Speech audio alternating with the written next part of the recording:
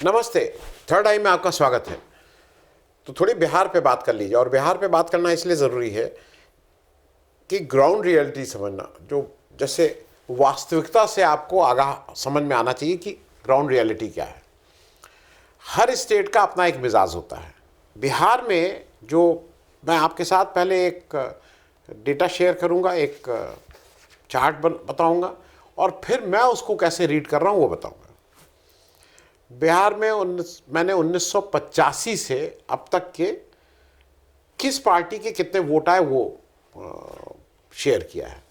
बिहार में पहले 324 सीट थी जब अविभाजित बिहार था, मतलब बिहार और झारखंड एक था, फिर झारखंड अलग हुआ, बिहार अलग हुआ, और अब वो 243 सीट है।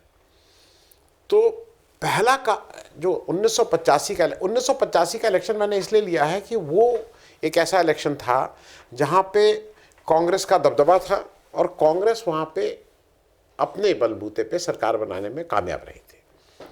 तो अब आप 1985 से अगर चलिए तो सबसे बड़ी पार्टी कांग्रेस 324 सीट में 163 सीट पे मेजॉरिटी हो जाती थी कांग्रेस की, 196 196। दूसरा सबसे बड़ा दल लोकदल था 85 में। जनता पार्टी 80 में ख़त्म हो चुकी थी, जनता पार्टी रह गई थी, उसका एक बड़ा दल निकल के लोकदल हो गया था। हिंदी बेल्ट में ऐसा हुआ था। तो लोकदल नंबर 2 था 46, और बीजेपी 80 के बाद बीजेपी फिर बन गई थी, मतलब जनसंघ खत्म हो चुकी थी, फिर बीजेपी के रूप में जनसंघ फिर से नया अवतार ली थी, और वो बीजेपी की 16 सीटें आई थी आउट ऑफ 324। अब आया 1990 का इलेक्शन। 1990 का इलेक्शन इसलिए इंपॉर्टेंट है कि वो एक ऐसा इलेक्शन था जब कांग्रेस को हरा के वीपी सिंह के नेतृत्व में सारी चीज़ें एकदम से चेंज हो गई थी। और एक चीज़ मैं ये भी बता दूं कि जो 1990 का इलेक्शन था, अभी लालू यादव जी का मंडल कमीशन की वजह से वो जो जादू था वैसे नहीं चला था। क्या लालू यादव जी ने बड़े नेता थे, जीत के आए थे, लेकिन उस समय का जो जनता दल था, जनता दल के विधायक दल की बैठक में बाकायदा कंटेस्ट हुआ था। रघुनाथ झा, लालू यादव और रामचंद्र दास। रामचंद्र दास जीत जाते, लेकिन उस समय कुछ ऐसी अंडरस्टैंडिंग हुई कि अगर रघुनाथ झा खड़े हो जाते हैं और एक पर्टिकुलर वर्ग के वोट उनके साथ चले जाते हैं तो रामचंद्र दास हार जाएंगे। और इसी स्ट्रैटेजी के तहत रघुनाथ झा खड़े हुए और रामचंद्र दास हार गए और लालू यादव जी चीफ मिनिस्टर बन गए। उस समय क्या स्थिति थी? उस समय जनता दल का 324 में 122 सीटें आई थी। ये ध्यान रखिएगा, जनता दल की एब्सोल्यूट मेजॉरिटी नहीं आई थी। क्योंकि ये मैं इसलिए एम्फेसाइज कर रहा हूं कि वहां पे कितनी बार एब्सोल्यूट मेजॉरिटी एक पार्टी को मिली है, ये जरा देखने वाली बात होगी। जैसे उत्तर प्रदेश के चुनाव डिसाइसिव हो रहे हैं। उत्तर प्रदेश में 2007 में मायावती एब्सोल्यूट मेजॉरिटी, 2012 में समाजवादी पार्टी एब्सोल्यूट मेजॉरिटी, 2017 में बीजेपी एब्सोल्यूट मेजॉरिटी, 2022 में बीजेपी एब्सोल्यूट। बिहार में ऐसा नहीं है। तो बिहार में 1990 में 122 सीटें जनता दल, जो लोक दल, अब मतलब मोटे तौर पे मैं ये नहीं कहूँगा लोक दल, लेकिन उसके और कोई यहाँ गिरा कोई वहाँ गिरा, लेकिन जनता दल ऑपोजिशन का सबसे बड़ा दल था। कांग्रेस 196 से 71 पे आ गई थी, वीपी सिंह की हवा चल रही थी, और बीजेपी 39 पे आई थी, 39। ये वो इलेक्शन था जहां पे लालू यादव जी ने बिहार विधायक दल की बैठक में, जनता दल के विधायक दल की बैठक में सबसे ज़्यादा वोट पा करके वो नेता विधायक दल बन गए थे और चीफ मिनिस्टर बन गए थे। अब आया 1995 का इलेक्शन। अब तक लालू यादव जी पूरी तरह से कंट्रोल में। जनता दल की 167 सीट, 167, 163 एब्सोल्यूट मेजॉरिटी लेके फिर लालू यादव जी आए, 167। कांग्रेस 71 से 29, कांग्रेस का बिल्कुल खत्म, और बीजेपी 41, स्लो एंड स्टडी, 16, 39, 41। अब इसके बाद चीज़ें थोड़ी चेंज होना शुरू हुई। 2000 का इलेक्शन आ गया। 2000 में अब आप चेंज देखना शुरू करेंगे। 2000 में जो उस समय आरजेडी, अब जनता दल आरजेडी जो हो रहा था वो 124 सीट, कांग्रेस 23, अब आ गई थी जनता दल यू, जनता दल की जगह अब जनता दल यू, वो 34 सीट, और बीजेपी 67 सीट, 67। ये 2000 का इलेक्शन की बात है। इसके बाद जो इलेक्शन हुआ उसमें झारखंड अलग हो गया, बिहार अलग हो गया, सीटें 243 हो गई, और फिर जब 2005 का इलेक्शन हुआ तो अब 243 में आपको मेजॉरिटी के लिए चाहिए था 122। और फिर मैं इसलिए कह रहा हूं कि अब आप लगातार देखेंगे कि 2000 से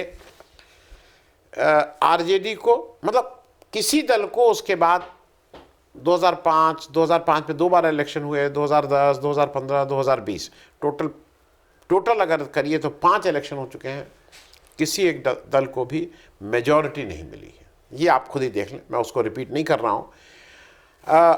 सबसे ज़्यादा सीटें अगर आप एक दल को कभी भी कहीं मिली हैं इस 2000 के बाद, वो बीजेपी को 2010 में 91 सीटें मिली थी और जेडीयू को 115 सीटें मिली थी।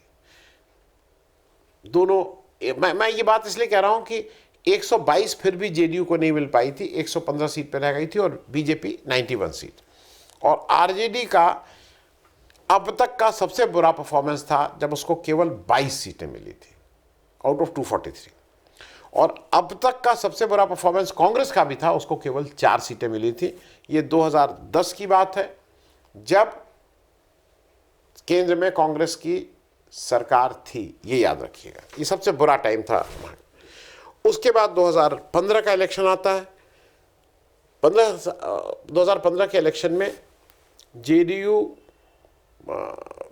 महागठबंधन में आ जाते हैं, आरजेडी, जेडीयू, कांग्रेस सब लोग मिलकर लड़ते हैं, और 80 seat RJD, 71 seat JDU, 27 seat Congress, और 53 सीट पे बीजेपी सिमट जाती है। अब 2020 का इलेक्शन जो है उसमें आरजेडी 70। अच्छा, एक चीज़ आपको ये ध्यान देने की है कि 2015 और 20 के इलेक्शन में सबसे बड़ी पार्टी के रूप में आरजेडी ही है।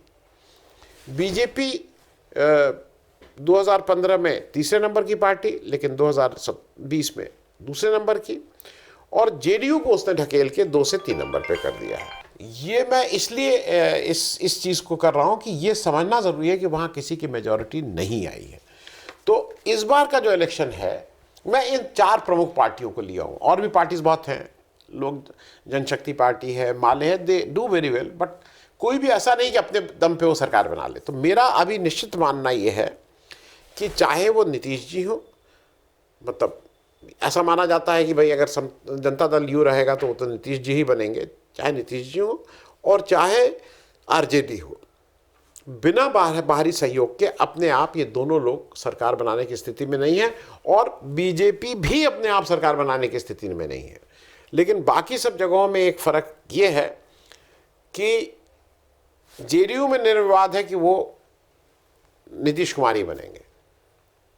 मैं उस पर इसलिए आ रहा हूं कि कौन बनेगा मुख्यमंत्री भी एक बड़ा क्वेश्चन है, कौन चेहरा बनेगा।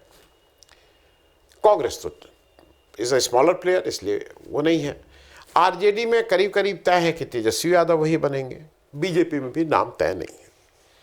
अब मैं एक दूसरी आपको लिस्ट इसलिए कर रहा हूं, वो इंटरेस्टिंग होगी कि बिहार में आज़ादी के बाद 1947 के बाद अब तक 23 चीफ मिनिस्टर हो चुके हैं। हो सकता है एक चीफ मिनिस्टर 3 बार हुए हैं, भोला पासवान शास्त्री 3 बार, लालू जी 2 बार, कोई मतलब नीतीश जी 5 बार, इस नंबर ऑफ टाइम्स तो ज़्यादा हो सकता है, लेकिन कुल कितने व्यक्ति चीफ मिनिस्टर बने वो 23 हैं।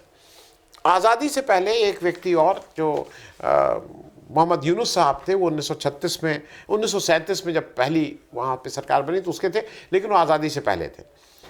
फिर सरकार में आज़ादी से पहले वो श्री कृष्ण सिन्हा साहब हुए थे, लेकिन मैं उसको नहीं, मैं 1947 के बाद की बात कर रहा हूँ। ये मैंने लिस्ट जानबूझ के आपको दी है, 23 लोगों के नाम देखिए। ऊपर मैंने मोहम्मद यूनुस साहब के आगे नंबर नहीं डाला है, तो आज़ाद भारत के 23 मुख्यमंत्री हुए हैं। जरा कास्ट कॉम्बिनेशन इंपॉर्टेंट है।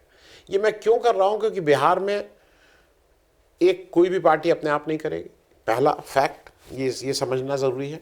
दूसरा, जरा कास्ट कॉम्बिनेशन समझ लीजिए, कौन कौन कब कब रहा है। मुस्लिम, भूमियार, राजपूत, ब्राह्मण, कायस्थ। एक सतीश प्रसाद सिंह कोयरी थे, पहले बैकवर्ड वो, लेकिन सतीश प्रसाद सिंह जी का कार्यकाल बहुत ही छोटा रहा है, वो शायद 5 दिन या 10 दिन या 15 दिन कुछ इस तरह से रहा है। फिर आप देखिए, फिर बीपी मंडल, पहले यादव बैकवर्ड, दूसरे बैकवर्ड और पहले यादव। भोला पासवान शास्त्री पहले schedule caste chief minister Bihar के। हरिहर सिंह, दरोगा प्रसाद राय, कर्पूरी ठाकुर, मतलब फिर वही राजपूत यादव बैकवर्ड, ब्राह्मण मुस्लिम, ब्राह्मण शेड्यूल कास्ट, राजपूत ब्राह्मण, ब्राह्मण राजपूत, और फिर आ गया मंडल। 1990 के बाद केवल बैकवर्ड, और एक बार जीतनराम मांझी जी शेड्यूल कास्ट। एक अच्छी समझने की दृष्टि से आप इस पूरे कार्यकाल को 1947 से अभी तक के जो 78 साल हुए हैं 2025 में, उसको 2 हिस्सों में बांट लीजिए। 43 साल 1947 से 1990, जो 43 साल प्री मंडल है, और 1990 से पोस्ट मंडल आप अभी तक कर लीजिए तो 35 साल, करीब करीब आधे पे हैं। 35 साल बनाम 43 साल। अब इसमें कौन कितने दिन क्या चीफ मिनिस्टर रहा, ये समझना आवश्यक है। कुल 23 है। अब तक 12 अपर कास्ट चीफ मिनिस्टर हुए हैं, 1 भूमिहार, 2 कायस, 4 राजपूत, 5 ब्राह्मण। बैकवर्ड में अब तक 7 बैकवर्ड चीफ मिनिस्टर हुए हैं, 4 यादव, 1 कुर्मी, 1 कोयरी, 1 नाई, कर्पूरी ठाकुर जी 9 थे। शेड्यूल कास्ट 3 हुए हैं और मुस्लिम 1 हुआ है आज़ाद भारत में। अब जरा, इसलिए मैं ये सब आपके साथ शेयर कर रहा हूं कि जरा इसको इस ढंग से भी सोचिए, और फिर मेरा जो अपना एनालिसिस है उस पर मैं आऊँगा। सबसे पहली चीज़ यह है कि जो सबसे लंबे समय तक कौन रहा, वो रिकॉर्ड नीतीश कुमार जी 18 साल से ज़्यादा समय से चीफ मिनिस्टर हैं। उसके बाद जो सबसे लंबे समय तक चीफ मिनिस्टर रहे वो श्री कृष्ण सिन्हा साहब हैं, और श्री कृष्ण सिन्हा साहब एक ही अकेले भूमिहार चीफ मिनिस्टर थे बिहार के, वो 17 साल से ज़्यादा चीफ मिनिस्टर रहे थे, और उनके पास अभी भी वो कंटिन्यूअस चीफ मिनिस्टर बनने का रिकॉर्ड उनके पास है, जो नीतीश जी के पास नहीं। वो 14 साल से ज़्यादा, 14 साल 314 दिन, मतलब करीब करीब 15 साल वो लगातार बिहार के चीफ मिनिस्टर रहे। नीतीश जी 10 साल प्लस एक लगातार रहे, बीच में जीतनराम मांझी जी वाला ब्रेक आ गया था। फिर एक और इंटरेस्टिंग डेटा है कि जो 3 दलित तो हुए हैं चीफ मिनिस्टर, लेकिन कुल उनका कार्यकाल, किसी का भी कार्यकाल 1 साल नहीं रहा है। जीतनराम मांझी जी 213 दिन, रामसुंदर दास साहब 302 दिन, भोला पासवान शास्त्री साहब 3 टर्म मिला के 3 बार चीफ मिनिस्टर बने, लेकिन फिर भी 365 को नहीं क्रॉस कर पाए, 332 दिन, कुल 852 दिन, 2 साल 4 महीने, ये तीनों चीफ मिनिस्टर मिलके 2 साल 4 महीने रह पाए हैं। अब जरा अगर आप एक दूसरे नज़र से देखिए बैकवर्ड, ये मैं इसलिए कहना चाह रहा हूँ, बैकवर्ड कौन कितने दिन रहे हैं भाई। नीतीश कुमार साहब 18 साल 90 दिन हो गया है, राबड़ी देवी जी 7 साल 190 दिन, लालू यादव जी 7 साल 130 दिन, दरोगा प्रसाद राय साहब 310 दिन, बीपी मंडल साहब 51 दिन, एसपी सिंह साहब, जो सतीश प्रसाद सिंह कोयरी जो एक मैंने बताया था 5 दिन, और कर्पूरी ठाकुर साहब 2 साल 98 दिन। ये भी टोटल करीब करीब आके 36 साल 5 महीने हो रहा है, और 1 साल 7 महीने एक मुस्लिम चीफ मिनिस्टर थे अब्दुल गफूर साहब। अब मुस्लिम को तो भूल ही जाइए, मुस्लिम तो चीफ मिनिस्टर हो ही नहीं सकता है। तो 36 साल 5 महीने ये, 1 साल 7 महीने मुस्लिम, ये हो गए 38, और 2 साल मतलब दलित, तो 38 और 2 40 साल बैकवर्ड, दलित, मुस्लिम, ये सब रहे हैं। अपर कास्ट वहाँ पे 78 साल करीब रहा, 38 साल करीब रहा है। अब एक जो लास्ट डेटा करके मैं इसको कंक्लूड करूँगा, बिहार की पॉपुलेशन दलित की 90.65 है, करीब करीब 20%। कुल 2 साल उनको चीफ मिनिस्टरशिप मिली है। मेरा निश्चित मानना है कि चाहे वो बीजेपी आए, एनडीए आए, चाहे वो आरजेडी आए, जो दलित पॉपुलेशन और दलित एमएलए हैं वो एक डिसाइसिव फैक्टर प्ले करेंगे इस बार की सरकार बनाने में, क्योंकि अब मामला रिप्रेजेंटेशन का नहीं है, अब मामला पार्टिसिपेशन का है। दलित को आज ये धीरे धीरे समझ में आता जा रहा है कि जब बीजेपी की सरकार आती है तो हमें बिल्कुल सत्ता से दूर कर दिया जाता है। नाम के लिए बोलेंगे कि अच्छा ये कर देंगे, वो कर देंगे, फलाना कर देंगे, लेकिन सत्ता में भागीदारी नहीं करेंगे। बीजेपी का डेस्परेशन है कि किसी तरह से बीजेपी एक बार बिहार में मुख्यमंत्री के पद पे बैठ जाए, जो अभी तक नहीं बैठी है, वो उसकी बहुत दबी हुई इच्छा है। दूसरी तरफ तेजस्वी यादव जी कांग्रेस के साथ हैं, बहुत अच्छा गठबंधन है, कहीं कोई दिक्कत मुझे लगती नहीं है। और जिस तरह से अभी कांग्रेस ने अपने गियर चेंज किए हैं, उन्होंने एक दलित अध्यक्ष बनाया है जो विधायक भी हैं, और उसका एक बड़ी मैसेज ये है कि कांग्रेस के पास राष्ट्रीय अध्यक्ष भी दलित है और वहाँ का अध्यक्ष भी दलित है।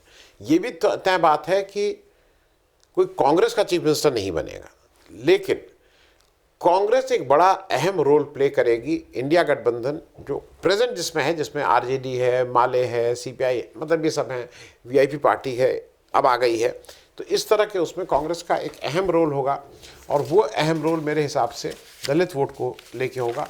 मैं ये बात इसलिए आपको समझाने की कोशिश कर रहा हूँ कि ऑन देयर ओन कोई भी पार्टी इस स्थिति में नहीं है कि बिहार में अपनी सरकार बनाए, दूसरे का सहारा लेना पड़ेगा। और आज की तारीख में नीतीश की एंटी इनकम्बेंसी और नीतीश जी के बारे में ये थोड़ा कि वो कब किधर पलट जाएंगे, वो सब लेते हुए जो भी कहिए, जो 19-20 की अगर रेस है तो 20 मुझे इंडिया गठबंधन ही दिखाई दे रहा है एनडीए के मुकाबले। थैंक यू सो मच, धन्यवाद।